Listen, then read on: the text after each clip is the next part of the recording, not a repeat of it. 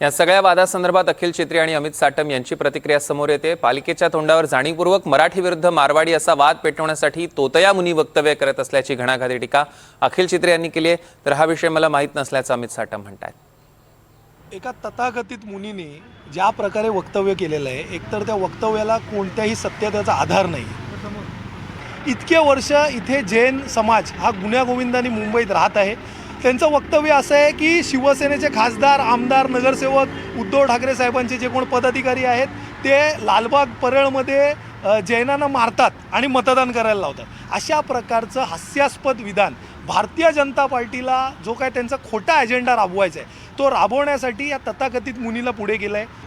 तोत्या मुनीला सोबत घेऊन करण्याचा जो काय प्रयोग भारतीय जनता पार्टीचा आहे हे अत्यंत खोटारडेपणाचा आहे आणि जैन समाजाने अशा मुनींपासनं, तोत्या मुनींपासनं सावध राहणं गरजेचं आहे। मुलींना कोणीतरी उभं केलेलं आहे, दोन समाजांमध्ये तेढ उभं करण्याचा अर्ज अशी अखिल छेत्री म्हणतात। मला माहित नाही एक थोड़ा हॉस्पिटल मला माहित नाही एक थोड़ा हॉस्पिटल